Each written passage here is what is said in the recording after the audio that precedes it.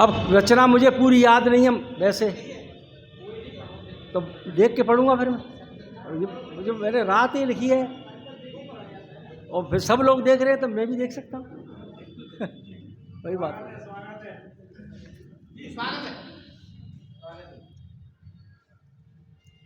कुछ माहौल बनाने के लिए 2-4 पंक्तियां पेश करता हूँ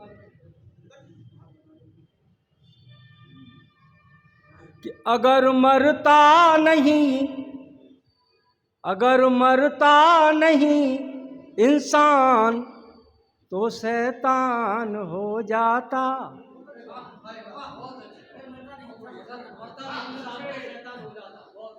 अगर मरता नहीं इंसान तो शैतान हो जाता।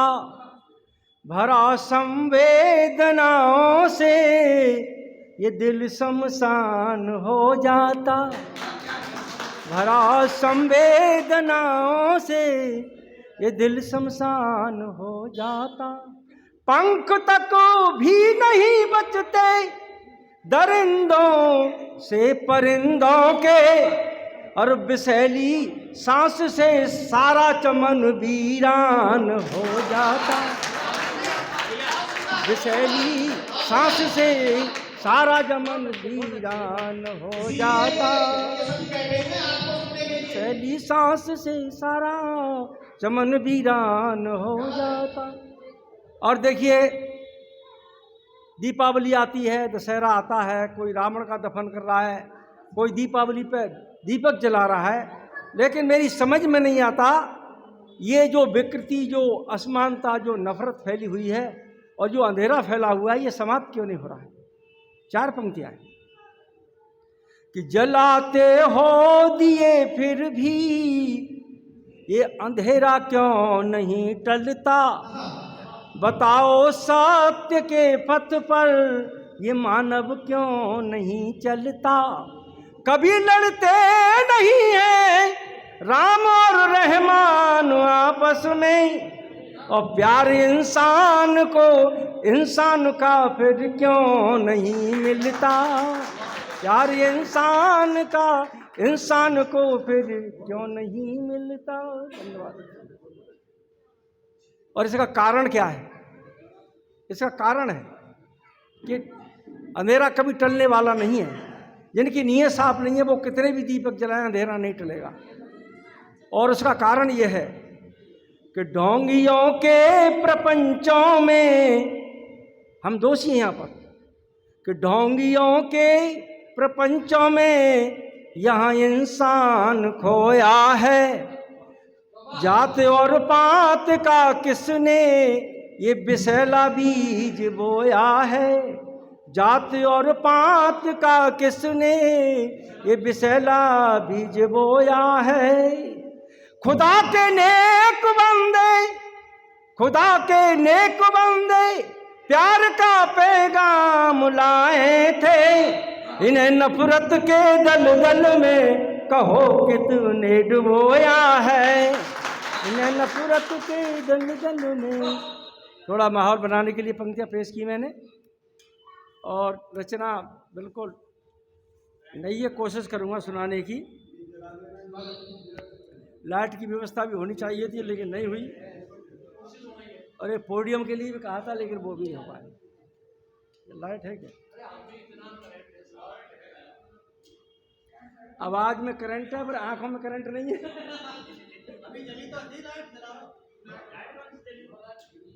नहीं, बल्ब है क्या इसमें? चलो चलो, पंखे बंद करो, पंखे बंद करो। देखिए, भीमा कोरेगाम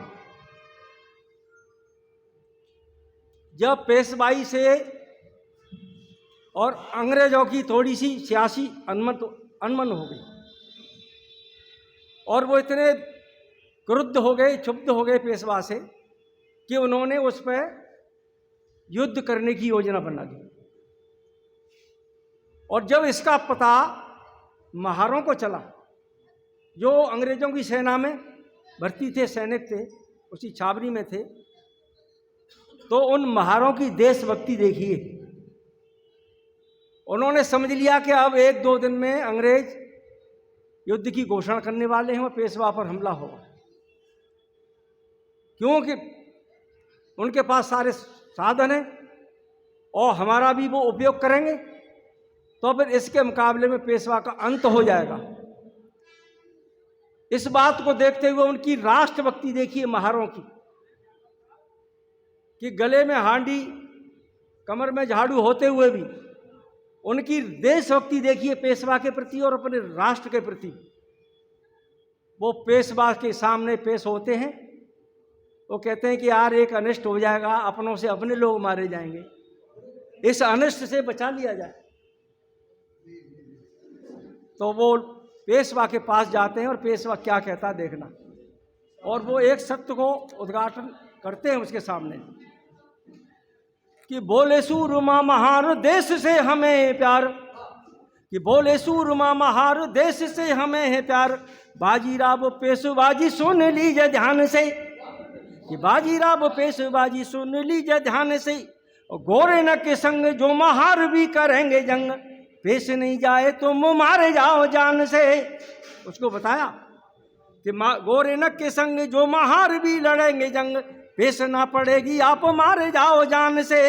महारों को राज्य में समानता प्रदान करो, मिल के लड़ेंगे अंग्रेजी हुक्मरान से, और जानने जो देश के लिए करेंगे कुर्बान, और जंग जीत करके जिएंगे स्वाभिमान से, जंग जीत करके जिएंगे स्वाभिमान। ये उन्होंने प्रस्ताव रखा पेशवा के सामने, और फिर उनको ये एहसास भी कराया कि यदि आप हमारे इस प्रस्ताव को नहीं मानोगे तो परिणाम क्या होगा, ये भी बताया उन्होंने कि गोरेनक के संग जो महार भी करेंगे जंग, पेशवा की फौज पे कराल मंडराएगा, कि गोरेनक के संग जो महार भी करेंगे जंग, पेशवा की फौज पे कराल मंडराएगा। महारों से युद्ध में पड़े न पेशवा की पेश, हार की निराशा का अंधेरा गहराएगा, हार की निराशा का अंधेरा गहराएगा। और भीमा कोरे गाम का रुका नहीं जो रक्तपात, और भीमा कोरे गाम का रुका नहीं जो रक्तपात, इतिहास पेशवा को दोषी ठहराएगा। और खेद है कि अपनों से अपने मरे जवान, और झंडा अंग्रेजों की विजय का फहराएगा। ये राष्ट्रभक्ति देखिए महारों।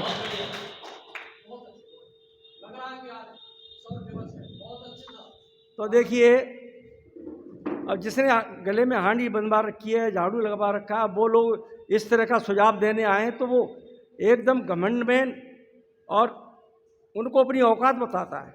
पेशवा बाहरों से कहता है कि तुम्हारी औकात कैसे होगी इस तरह से मेरे सामने आने की। और कार जो हमको एक सिंह को समझाने आया कि दहाड़ मारने आया हमारे सामने, तो वो देखो किस तरह से कह रहा है। पेशवा उनसे कह रहा है कि कट कट के गिरेंगे कायरों के झुंड मुंड, महारों से कह रहा तुम कट कट के मारे जाओगे, कि कट कट के गिरेंगे महारों के झुंड मुंड, मराठों की निकलेंगी तलवार म्यान से, और अंग्रेजी छावनी को बना देंगे शमशान, एक ना बचेगा सभी मारे जाओ जान से। और युद्ध की विभीषिका में आग में, युद्ध की विभीषिका की आग में दफन होके महारों का नाम उन्हें समेटेगा जहान से। और कायरों गुलामों औकात का करो ख्याल, मनुवादी बाजीराव बोला अभिमान से, मनुवादी बाजीराव बोला अभिमान से। तो उसने कहा कि अपनी औकात को याद करो महारों। तो देखिए फिर भी महार उनका सोच देखिए, उनकी राष्ट्रभक्ति देखिए। अब वो कह रहे हैं कि भाई अब जिसने सब कुछ कह दिया, हमारी फरमाइश पे कोई ख्याल नहीं किया, हमने बराबरी का दर्जा मांगा, हम अंग्रेजों के खिलाफ आपके साथ होकर लड़ेंगे, लेकिन हमें अपने राज्य में समानता का दर्जा प्रदान करो, हमें ज़मीन दो, और हमारी ये हाड़ी और ये सब ये समाप्त करो, और समता समरसता का एक व्यवस्था कायम करो। लेकिन जब ऐसा सुना तो उनका खून खोल गया महारों का। और किस तरह का आलम देखिए फिर शुरू होता है कि पाजी राव ने किया है घोर अपमान, ऐसी निंदनीय जिंदगी को जीना छोड़ दो। कि बाजीराव ने किया है घोर अपमान, ऐसी निंदनीय जिंदगी को जीना छोड़ दो, और जीना है तो दुष्ट का करो घमंड चूर चूर, मनुवादी पेशवा के जहर को निचोड़ दो, मनुवादी पेशवा के जहर को निचोड़ दो। और हद हो गई है पार, छीनना है अधिकार, अब तो गुलामी की परंपरा को तोड़ दो, वीरता की कायम करेंगे युद्ध में मिसाल, आओ इतिहास में अध्याय एक जोड़ दो, आओ इतिहास में अध्याय एक जोड़ दो। और बहुत अच्छे साहब, बहुत अच्छे। उन्होंने आह्वान कर दिया कि अब तो डू एंड डाई करना है, मरना और जीना और मरना है। और फिर वैसे भी अपमान का जीवन, एक पल का भी जीवन ईगों के बराबर होता है, अपमान का कोई जीवन नहीं होता है। तो उन्होंने अब ये ठान ली कि अब कोई रास्ता नहीं है, हम लड़ेंगे तब भी मारे जाएंगे। तो फिर हम अपने स्वाभिमान को आज इसको दिखा देते हैं कि हम कौन हैं। और बाजीराव ने गलती की, महारों के दिल में धधकते हुए ज्वालामुखी की विभीषिका को वो आंक नहीं सका, उसको कमतर आंक करके ऐतिहासिक भूल की, और इसी से उसका अंत हुआ कि महारों के खून में लगा दी पेशवा ने आग, महारों के खून में और लगा दी पेशवा ने आग, एक एक सूरमा कराल काल हो गया, एक एक सूरमा कराल काल हो गया, कट कट के गिरे पेशवा के जौब, कट कट के गिरे पेशवा की फौज के जमान, लहू से धरातल भी लाल लाल हो गया, लहू से धरातल भी लाल लाल हो गया। और 28,000 से लड़े थे 500 महार, ये तो वीरता का विश्व में कमाल हो गया, ये तो वीरता का विश्व में कमाल हो गया। महारों ने वीरता का रच डाला इतिहास, हार से तो पेशवा का बदहाल हो गया, हार से तो पेशवा का बदहाल हो गया, हार से तो पेशवा का बदहाल हो गया। बहुत बहुत धन्यवाद।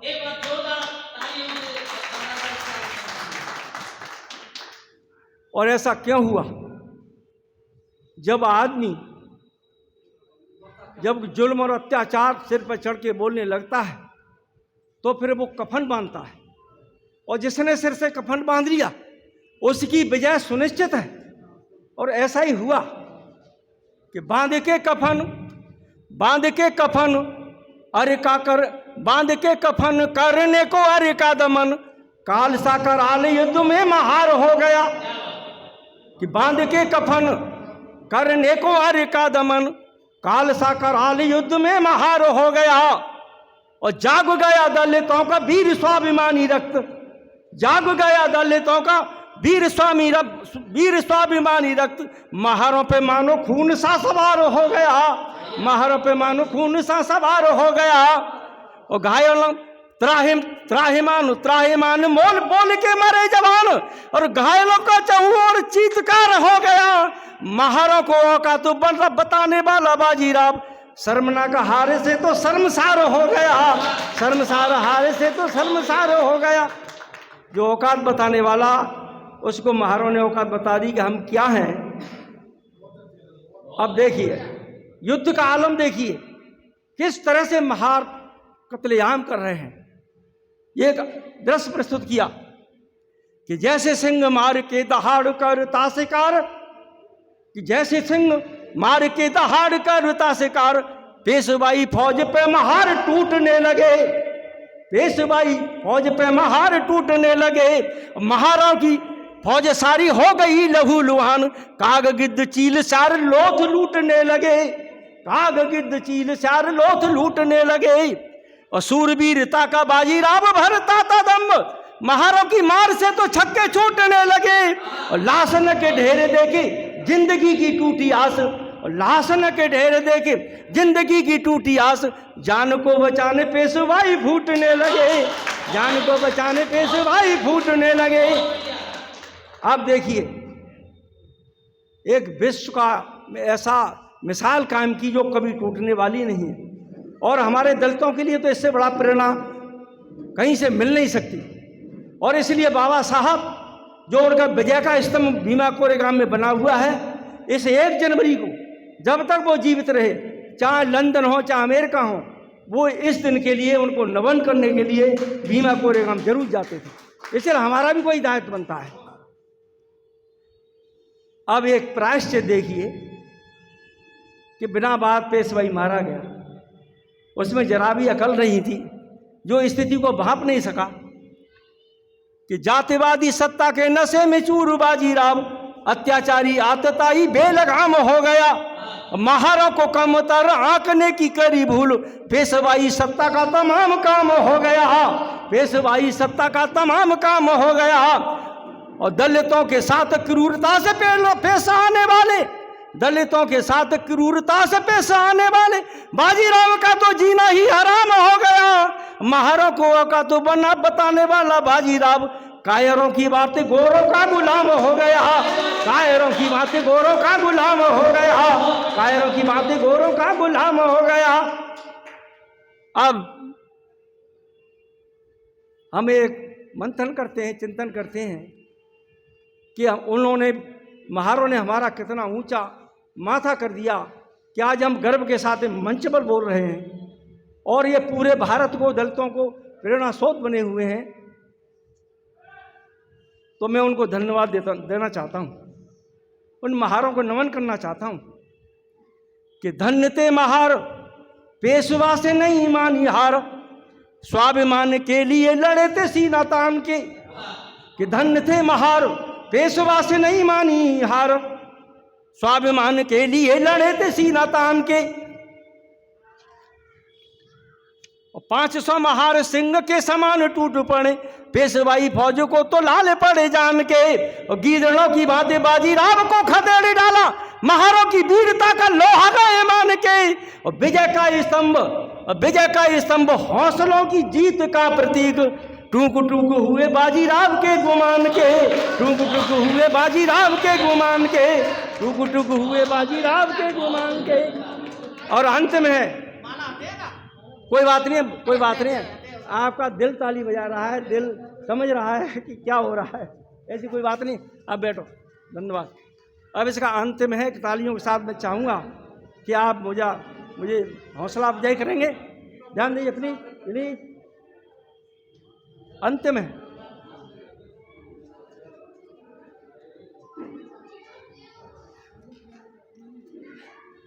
अब ये हमारी ड्यूटी बनती है, हम सबकी ड्यूटी बनती है कि जो महारों ने किया वो हमें भी करना चाहिए।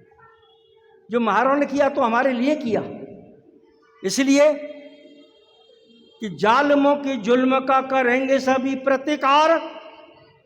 अब हम जुल्मों का प्रतिकार करेंगे कि जालिमों के जुल्म का करेंगे सभी प्रतिकार। आओ इस बात पे मनन होना चाहिए, आओ इस बात पे मनन होना चाहिए। और ऊंच नीच जाति पात का भरे जो भेदभाव, ऐसे ढोंगियों का तो समन होना चाहिए। ऐसे ढोंगियों का तो समन होना चाहिए। और हौसलों की, और ध्यान देना भास्कर जी, कि हौसलों की जीत का विजय का स्तंभ, हौसलों की जीत का स्तंभ देखने के लिए भीमा कोरी गांव का जो स्तंभ है वहाँ पे भी हमें जाना चाहिए, जो हौसलों का एक प्रतीक है। कि हौसलों की जीत का स्तंभ देखने के लिए भीमा कोरे गांव को गमन होना चाहिए। महारों की वीरता से उन्नत हुआ है बाल, महारों की वीरता से उन्नत हुआ है बाल। ऐसे सूरवीरों को नमन होना चाहिए, ऐसे सूरवीरों को नमन होना चाहिए। जय भीम, जय भारत।